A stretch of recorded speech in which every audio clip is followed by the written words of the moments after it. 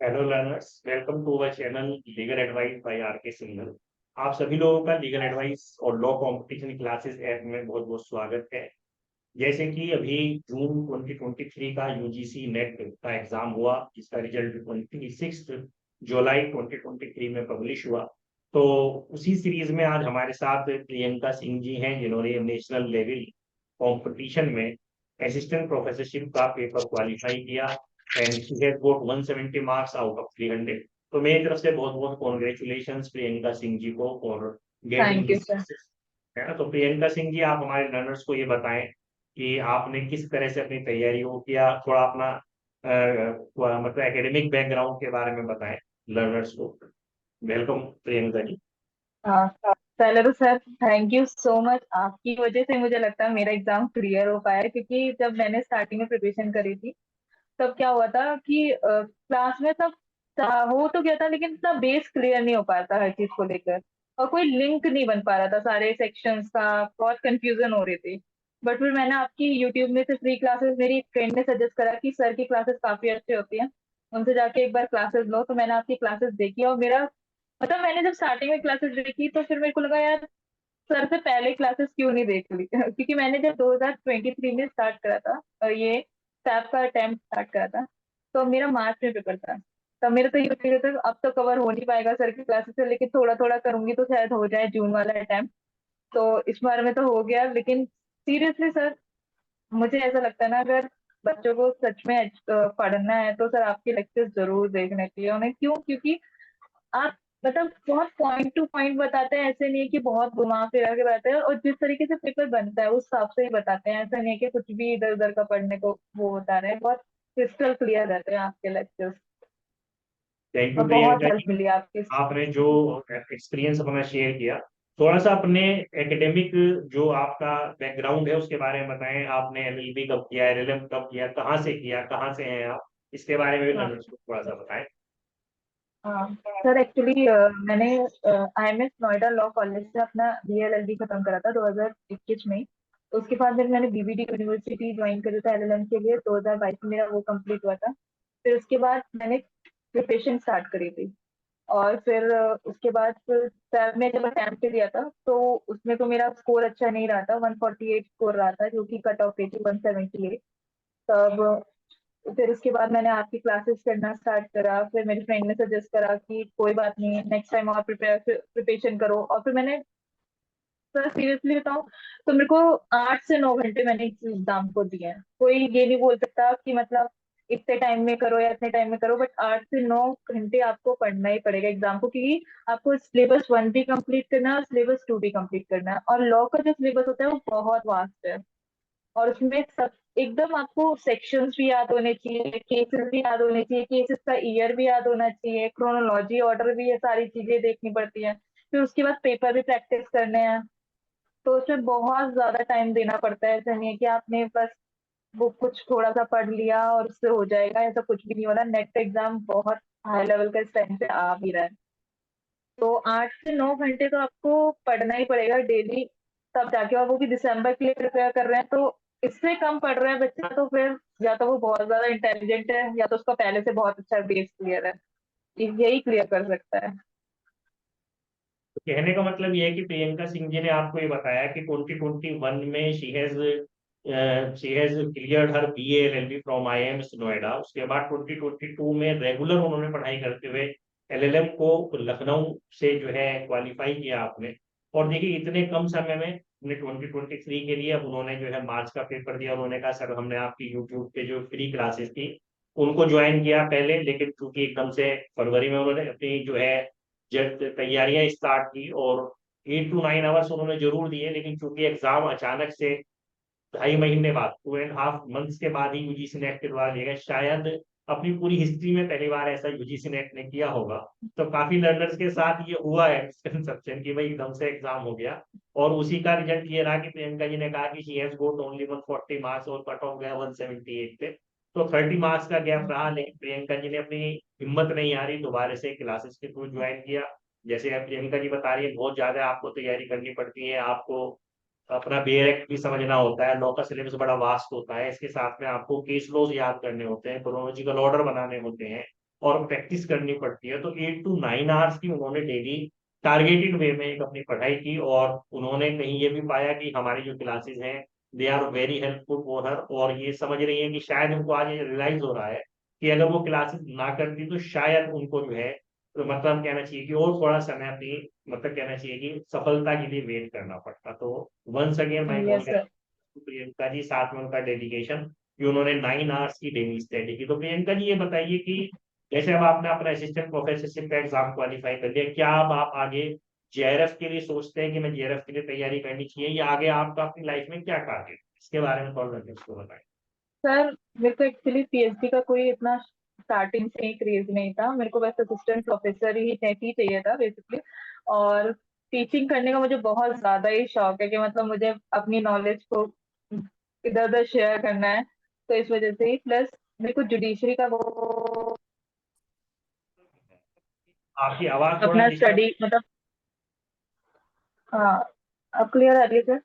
आपकी हाँ, तो मैं नेक्स्ट अब कॉलेजेस वगैरह में अप्लाई करूंगी, और जब गवर्नमेंट वैकेंसीज निकलेगी जो कमीशन करवाती है वो एग्जाम्स दूंगी, प्लस जुडिशरी प्रिपरेशन करूंगी। जुडिशरी का एक तो क्रेज बहुत ज्यादा है मुझे। तो कहने का मतलब ये है कि प्रियंका जी का जो टारगेट है वो बिल्कुल क्लियर है। She want to get stability in her life, क्योंकि बात से मुझे ऐसा लग रहा है कि she want to get stability in her life, साथ में she also wants the heights of their career. उन्हें अपने करियर में कुछ अच्छा भी करने की चाह है, इसलिए वो कह रही है कि सर असिस्टेंट प्रोफेसरशिप मेरा क्वालिफाई हो चुका है, तो I want to apply for the commission exams, मतलब assistant professorship exam which are conducted by the higher education commission. जैसे यूपी में एग्जाम आ रहा है, मध्य प्रदेश का एग्जाम आया हुआ है, या अदर कमीशन के एग्जाम आए हैं, वहां पर जाकर के वो स्टेबिलिटी अपनी लाइफ में लाना चाहती हैं। प्रोफेसरशिप की एक जो मार्ग, मतलब कहना चाहिए ग्लोरियस जो अपने आप में जॉब है उसको वो ज्वाइन करना चाहती है, साथ में कह रही है कि जुडिशरी के लिए भी मैं तैयारी करूंगी।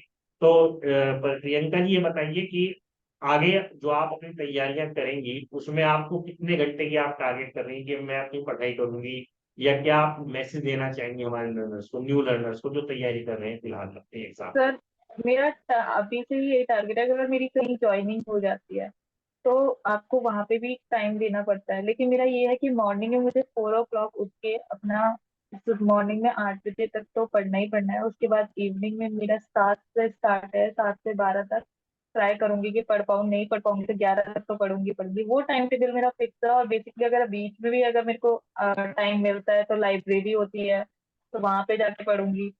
लेकिन ये है कि अगर अच्छा करना है, आगे स्कोर करना है तो पढ़ना है। और सर आप तो हैं ही गाइड करने के लिए, आपसे हेल्प लेती ही रहूंगी अब। प्रियंका जी ने आपको ये बताया कि उनका टारगेट है कि अगर वो कहीं ज्वाइनिंग करती हैं तो उनका देखिए डेडिकेशन की वो सुबह 4 बजे से उठ के पढ़ना स्टार्टिंग करेंगी, और उनका कहना है कि 7:30 8 बजे तक इजिली हम पढ़ सकते हैं अगर हमें कहीं भी जाना है। तो जाहिर सी बात है कि 11 बजे तक पहुंचना होता है, तो उसके हिसाब से अपना टाइम रखेंगी। शाम को टाइम मिलेगा वहां पढ़ेंगी, कॉलेज में अगर टाइम मिलता है जैसे ज्वाइनिंग ले रही है तो लाइब्रेरी होती है वहां पढ़ेंगी। तो उनका बिल्कुल क्लियर कट टारगेट है अपनी स्टडीज के प्रति। जैसे उन्होंने कहा कि अगर हम नहीं पढ़ेंगे तो how will we get the success. कहने का मतलब ये है कि देखिए सीधा सीधा गेम है, मैथमेटिकल फॉर्मूला है, the more you do the more you get, है ना, जितना ज्यादा आप करेंगे उतना ज्यादा पाएंगे। जैसे बिल्कुल लोकल लैंग्वेज में कह देते हैं कि भाई जितना गुड़ डालोगे उतना मीठा, उतना मजा आएगा, है ना। तो कहने का मतलब ये है, बिल्कुल अच्छा क्लियर कट टारगेट है। बहुत अच्छा लगा मुझे उनके व्यूज के बारे में सुन के कि there is no ambiguity in her views, कि भाई मुझे जो है भाई लक कुछ मिल जाए। She want to get something, but she want to get something with her hard work, अपने जो है मेहनत के से वो कुछ पाना चाहती है। तो मेरी तरफ से कॉन्ग्रेचुलेशन, और मैं उम्मीद करूंगा आगे भी आपको इसी तरह सफलताएं मिले जीवन में। तो प्रियंका जी ये और बताइए कि जो मतलब कहना चाहिए कि अदर लर्नर्स हैं जो आजकल तैयारी कर रहे हैं और जो ये चाहते हैं कि भाई हम 4 घंटे पढ़ लें या 3 घंटे पढ़ लें, तो उनको कितना समय मतलब और लगेगा अपनी जो है सफलता को प्राप्त करने में, आपके क्या सर, व्यू है। अगर आपको जेन्युइनली अगर एग्जाम दिसंबर वाला निकालना है तो आपको 9 आवर्स देने पड़ेंगे। मैं तो ये मिनिमम बोल रही हूँ। अगर आपको GS1 भी आपको कंप्लीट करना होता है, जिसमें भी इतने सारे सब्जेक्ट होते हैं, मैथ्स भी देखनी है, DI भी देखनी है, और लॉजिकल रीजनिंग, एनवायरमेंट, ये सारी स्टडीज करनी है, ऊपर से आपको लॉज पूरी पढ़ना है।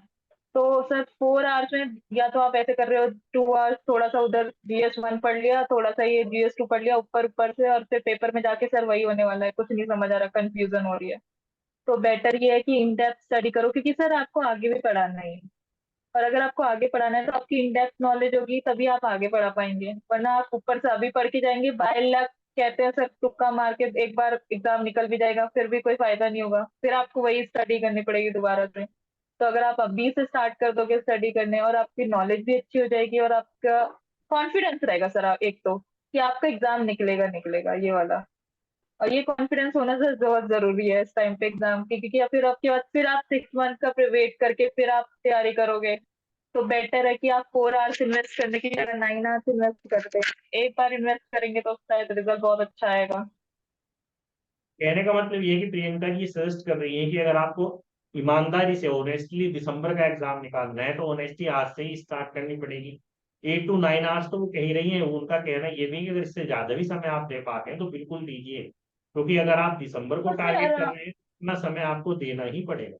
और दूसरी चीज ये है कि और अगर सर आप अगर आप किसी अपनी रेस्पॉन्सिबिलिटीज की वजह से कम समय दे रहे हैं तो फिर आपको अपना टाइम स्पेंड बढ़ाना पड़ेगा। मतलब आप फिर दिसंबर को टारगेट ना करके आप ये सोच सकते हैं कि मेरा जून में जो है अटेम्प्ट निकलेगा, क्योंकि कोई हर आदमी को एक बैलेंस बनाना होता है अपनी लाइफ में। तो कहने का मतलब ये है कि इतनी स्टडीज आपको पढ़नी पड़ेगी, है ना। लेकिन प्रियंका जी एक बात और आप थोड़ा सा क्लियर कीजिए, जैसे पेपर फर्स्ट है, पेपर सेकंड है, पेपर सेकंड में 10 यूनिट्स है, तो 10 यूनिट्स लॉ की जिससे 2/3 पेपर आता है, 32 सब्जेक्ट्स हैं उनके। क्या ऐसा हो सकता है कि कोई लर्नर 20 सब्जेक्ट्स पढ़ ले, 25 सब्जेक्ट्स पढ़ ले, या 10 में से 8 यूनिट्स तैयार कर, जैसे अधिकतर लर्नर्स करते हैं। तो क्या उसके थ्रू मतलब ये संभव है कि उनका पेपर क्वालिफाई हो जाए, या उनको पूरा ही स्टडी करना होता है, या किस तरह से उनको स्टडी करनी चाहिए, इसके बारे में भी आपने हमारे लर्नर्स को कोर्स सर मेरे हिसाब से तो आपको सारा ही स्टडी करना चाहिए, क्योंकि आपको खुद नहीं पता कि किसका वो मार्क्स कट ज्यादा हो जाए। क्योंकि अब इस टाइम ये है कि सिर्फ डीआई का ही कंफर्म है कि, और कॉम्प्रीहेंसिव का कंफर्म है कि ये 5 क्वेश्चन इसमें आएंगे, 5 क्वेश्चन इसमें आएंगे। अदरवाइज किसी का भी कोई कंफर्म नहीं है कि इससे इतने क्वेश्चन बनेंगे, इससे इतने क्वेश्चन बनेंगे। और फिर ये है कि सर, या तो आप जो 32 सब्जेक्ट्स हैं, अगर आपने 30 सब्जेक्ट प्रिपेयर करे तो वो आपके इतने क्लियर है कि आपके उसमें अगर गलती नहीं हो सकते, तब तो आप ये रिस्क ले सकते हैं। अदरवाइज आपको सारे ही सब्जेक्ट पढ़ के जाने चाहिए, और GS 1 का तो स्पेशली सारे ही सब्जेक्ट पढ़ के जाने चाहिए, एक भी नहीं छोड़ना चाहिए इस टाइम पे पेपर जो चल रहा है। और इवन सर अभी जो जून का एग्जाम था उसमें इतनी कंफ्यूजन हो रही थी कि मतलब इसका आंसर ये भी हो सकता है, ये भी हो सकता है। तो उससे साफ समझ आ रहा था कि अगर इन डेप्थ नॉलेज नहीं है आपको बुक की अच्छे से, तो आपको कुछ नहीं हो सकता। और इनफैक्ट सर, एक तो आपकी क्लासेस तो इम्पोर्टेंट है ही, कि आपकी क्लासेस लें तो आप बहुत चीजें क्लियर हो जाएंगी। प्लस बेयर एक्ट भी ध्यान रखें, बेयर एक्ट और आपकी क्लासेस मोर देन इनफ है पढ़ने के लिए सर। प्रियंका जी ने सजेस्ट किया कि एक चीज तो उन्होंने कहा कि इन डेप्थ आपको स्टडी करनी, और दूसरी चीज उन्होंने कहा कि ऐसा नहीं कि 32 सब्जेक्ट्स हैं तो आप 30 सब्जेक्ट्स पढ़ के चले जाएंगे तो ही काम हो जाएगा। सारे ही सब्जेक्ट्स आपको तैयार करने पड़ेंगे, और इन डेप्थ इस तरह से तैयार करने पड़ेंगे, बेरेक्ट भी आपको तैयार करने, क्लासेस से नोट्स भी आपको तैयार करने हैं। उसके बाद आप ये उम्मीद करें कि आपका पेपर क्वालिफाई हो जाए, है ना। तो ये बहुत अच्छी बात जो है प्रियंका जी ने बताई। मतलब एक उन्होंने अपनी जो जिस चीज को रिलाई करती है उन्होंने आपको बताया कि आपको पूरा ही पेपर तैयार करना है। ऐसा नहीं कि 32 में से आपने 20 सब्जेक्ट्स पढ़ लिए, 10 में से आपने 8 यूनिट्स तैयार कर ली, तो आप ये जो है देख सकते हैं कि भाई हम आप बैक लगा रहे हैं एग्जाम में जाने के बाद कि आई विल क्वालिफाई और नॉट। तो it is not a batting game, ये अपने आप में कोई जुआ नहीं है। इट इज जस्ट लाइक कि जितना आप करोगे उतना आपको मिलेगा। और सीधा सीधा कॉम्पिटिशन, 32 सब्जेक्ट्स आपको तैयार करने, इन डेप्थ नॉलेज आपको तैयार देनी है। जैसे प्रियंका जी ने एक बात और शेयर की कि जब उन्होंने एग्जाम दिया तो एग्जाम में उन्होंने ये पाया जो ऑप्शंस हैं दे आर मोर कंफ्यूजिंग। मतलब वो आपको आंसर सजेस्ट नहीं कर रहे, देवर सजेस्टिंग यू द कंफ्यूजन। और आप उस कंफ्यूजन से बाहर केवल जब निकल सकते हैं जब आपने इन डेप्थ उसकी स्टडी की, है ना। तो नेट का जो पेपर आता है, जो एग्जामिनर पेपर सेट करता है, is not suggesting you the answers from the options, जैसे जनरली लर्नर समझते हैं कि भाई MCQ है तो हम कुछ देख के भी हमें आंसर पता चल जाएगा। तो उनका अपना एक्सपीरियंस ये है, they are not suggesting the answer, they are suggesting the confusion, कि जो चीज आपको पता है उसमें भी आप कंफ्यूज हो जाए। तो इसके लिए जरूरी है यस कि सर। सर इनफैक्ट इनफैक्ट जब हम अभी पेपर दे रहे थे और सब बच्चे बोल रहे थे पेपर टफ आया था, इट्स नॉट टफ, ये सेंटेंस नहीं यूज होगा, इट्स कंफ्यूजिंग पेपर, बिकॉज आपका सिलेबस वहीं से था, सारे टॉपिक्स भी वही सेम थे, लेकिन वो कंफ्यूजिंग पेपर बन गया था इस बार बहुत ज्यादा। बच्चे इसमें कंफ्यूज होते थे कि उनके दो तो एलिमिनेट हो जाएंगे, लेकिन जो दो ऑप्शन बचेंगे उसमें आप कंफ्यूज होंगे, ये वाला टिक होगा, ये वाला टिक होगा, यही चीज। और कहने सर का ये जो मतलब मैं ये बता है रही हूँ कि कि जी जी बोलिए सारे बोलिए। सब्जेक्ट्स वाली बात बता रही हूँ, मैंने लास्ट जो प्रिपरेशन करी थी मैंने भी यही करा था। 32 सब्जेक्ट में से मैंने शायद 28 सब्जेक्ट पढ़ के चली गई थी, मैंने कहा था शायद हो जाएगा। और ऐसी 10 सब्जेक्ट में से 8 सब्जेक्ट पढ़ के चली गई, मैथ्स को पढ़ा ही नहीं, मैं तो ये हो जाएगा इतना तो कंफर्म हो गया, लेकिन फिर पता चला था नहीं हो सकता, ऐसा नहीं होगा। तो कहने का मतलब ये है कि प्रियंका जी ने आपको सजेस्ट किया कि आपको एक तो अपनी डीप स्टडी करनी है, क्योंकि क्वेश्चन के जो स्टैंडर्ड है they are not suggesting the answer, they are giving you the confusion, तो उसको करने के लिए डेप्थ स्टडी करनी है। अपने टाइम आपको ज्यादा डिवोट करना है। अगर आप दिसंबर को टारगेट कर रहे हैं then you have to give 8 to 9 hours per day. और अगर आप इससे कम समय दे रहे हैं तो फिर आप बैटिंग की जरूरत नहीं है, फिर आप ये मानिए कि जून की आप तैयारी कर रहे हैं, क्योंकि जितना आपके पास समय है उसके अकॉर्डिंग ही आप तैयारी कीजिए। लेकिन अगर समय है तो 9 to 10 आवर्स भी अगर आप दे पाते हैं तो इतनी ही आपको करना पड़ेगा। टोटल वास्ट जो पूरा सिलेबस है वो आपको कवर करना पड़ेगा, है ना। तो उसका तरीका ये है कि टोटल 32 सब्जेक्ट्स आपको पेपर सेकंड के पेपर फर्स्ट के तैयार करने हैं। उसके बाद आप ये मान के चलें कि you are going to qualify this exam, है ना। तो थैंक्स प्रियंका जी, आपने जो है टिप्स देने के लिए। इसके अलावा प्रियंका जी ये बताएं कि कोई और बात आप हमारे लर्नर्स से कहना चाहेंगी। सर मैं ये भी बोलना चाहूंगी कि इस टाइम पे ना अगर आप देखें तो रीसेंट केसेस से ही रिलेट करके कुछ ना कुछ पूछा जाता है, जैसे टास्क ट्रेपेजियम केस आया था, लेकिन अभी इससे रिलेटेड कुछ हुआ भी था, लेकिन बच्चे बहुत ज्यादा ध्यान नहीं देते हैं इससे रिलेटेड। तो वो टास्क ट्रेपेजियम केस भी हम कंफ्यूज हो गए थे, यार इतना पुराना केस क्यों पूछ रखा है, लेकिन फिर पता चला कि कुछ रिलेट ही कर रहा था अभी रिसेंट केसेस में, जब अभी मैं देख रही थी तो पता चला फिर मुझे उस चीज के बारे में। तो मैं ये बोलूंगी कि रिसेंट के जो केसेस होते हैं उस पर भी बहुत फोकस बना के रखना पड़ता है कि उससे ही रिलेट करके पीछे के क्वेश्चन पूछे जाते हैं। तो कहने का मतलब ये है कि प्रियंका जी ने कहा कि आपको लेटेस्ट केस लो भी पता होना चाहिए, साथ में क्लासिकल केस लो भी पता होना चाहिए। तो ये अपने आप में बहुत ज्यादा जरूरी है लो के पेपर को तैयार करने के लिए। ठीक है, तो thank you Priyanka ji for giving your time, और साथ में हमारे लर्नर्स को गाइड करने के लिए इस एग्जाम के लिए। और साथ में मैं सभी लर्नर्स को ये कहना चाहूंगा कि दिसंबर बैच के लिए हमारी जो क्लासेज हैं, वो जो हमारा ऐप है नो कंपटीशन क्लासेस, उसके ऊपर रेगुलर चल रही है। जो भी लर्नर ज्वाइन करना चाहते हैं इस वीडियो के नीचे आपको लिंक भी मिल जाएगा, डिटेल्स भी मिल जाएंगी कि किस तरह से कौन कौन से सब्जेक्ट्स को कराया जा रहा है। तो जो भी लर्नर्स इंटरेस्टेड है वो लो कंपटीशन क्लासेस को ऐप को डाउनलोड कर सकते हैं। ऐप की डाउनलोडिंग फ्री है, फ्री उसके अंदर स्टडी मटेरियल उसको भी आप देख सकते हैं। साथ में मेरी क्लासेस कुछ फ्री चलती हैं यूट्यूब के ऊपर, जैसे प्रियंका जी ने कहा कि उन्होंने यूट्यूब से फ्री क्लासेस देखकर ही जो है क्लासेस का आइडिया लिया, उससे भी तैयारी की। तो सभी लोग इस तरह से तैयारी अपनी कर सकते हैं। और जो लोग ज्वाइन करना चाहते हैं वो ज्वाइन कर सकते हैं। हमारा नंबर भी इस वीडियो के नीचे डिस्क्रिप्शन बॉक्स में आपको मिल जाएगा। Thanks once again Priyanka ji for joining this session, और मैं आगे चाहूंगा कि आपको और जो है ईश्वर सफलताएं प्रदान करे अपने जीवन में, आपको सुख और थैंक समृद्धि का। थैंक्स प्रियंका जी, और ये थैंक यू सर।